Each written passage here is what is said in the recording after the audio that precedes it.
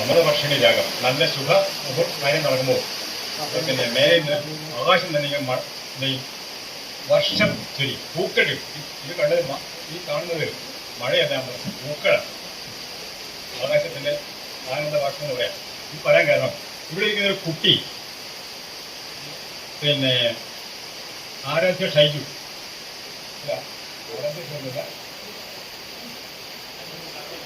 ആദിത്യ ഷൈജു ഒരു വാക്യം പറയാം.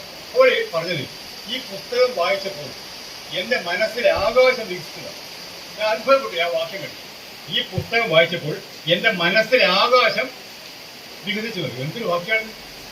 ഞാൻ അങ്ങനെ വാക്യം ഒരു മഹാകവികൾ ആ കുട്ടിയെ ഭാവി വിദ്യ ചെയ്യാൻ സാധ്യതയുണ്ട്. കാരണം ഞാൻ ഒരു കുട്ടിയെ മാത്രത്തെ പോയിട്ട് പറയുന്നത്. കാരണം വാക്യം എന്റെ എന്താ ടച്ച് ചെയ്തു. നിങ്ങൾ വായിക്കരുത് പറയാം. ഈ പുസ്തകം വായിച്ചപ്പോൾ എന്റെ മനസ്സിലുള്ള ആകാശം, അതിന്റെ അർത്ഥം എന്താ? ഭക്തിയുടെ മനസ്സിൽ ഒരു ആകാശം ഉള്ളതാണ്. എന്റെ മനസ്സിലുള്ള ആകാശം വികസിച്ചതാണ്. അങ്ങനെ ഞാൻ പറഞ്ഞിരുന്നത് ഇങ്ങനെ ധാരാളം ഭാവനയുള്ള പ്രതിഭയുള്ള ഒരുപാട് സൃഷ്ടികൾ നമ്മുടെ ചുറ്റുപാടുമുണ്ട്. അവരെ കണ്ടെത്തുക എന്നുള്ളതാണ് പ്രധാനപ്പെട്ട കാര്യം. അങ്ങനെ കണ്ടെത്തുക എന്നുള്ള ശ്രമകരമായ അധ്വാനത്തിലാണ് ഈ പ്രിയപ്പെട്ട വായനശാല ഉള്ളതുകൊണ്ട് പ്രത്യേകം ഞാൻ ഭാരവാഹികളെ ആത്മാർത്ഥമായിട്ട് അഭിനന്ദിക്കുകയാണ്. നിസ്സാര കാര്യം കേട്ടോ, നിമിഷമാണ് ഇത്. ധന്യമായ നിമിഷവും ധന്യമായ ദിവസവും ധന്യമായ നിമിഷവും വെറുതെ പറയുന്നല്ലേ. രണ്ട് കാര്യമുണ്ട്. ഒന്ന്, രണ്ട് വിഷുവിന് 2 പ്രാവശ്യമായിട്ട് ഇവിടെ പിന്നെ പുസ്തക കണി അല്ലേ, പുസ്തക കണി നടത്തിയ ഒരു വായനശാലയാണ്. നിസ്സാര കാര്യം.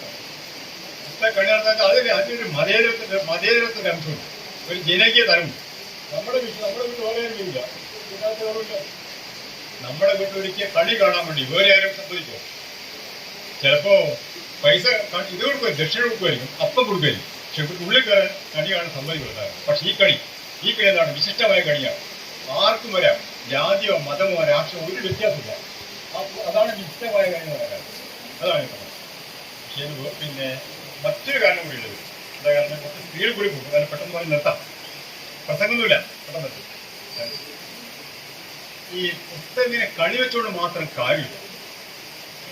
മോശമല്ലാതെ പറഞ്ഞത്.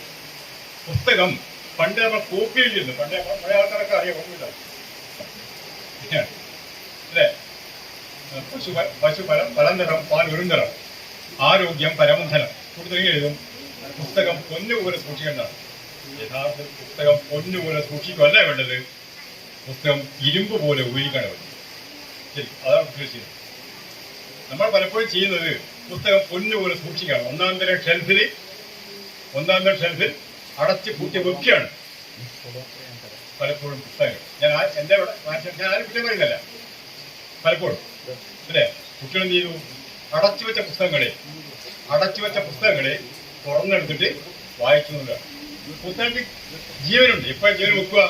കുട്ടികൾ തൊട്ടാൽ പുരാണത്തിലും കഥയിലെ ശ്രീരാമൻ ചവിട്ടിയപ്പോൾ വാസുദേവ ചവിട്ടിയപ്പോൾ കല്ല് ആരായി?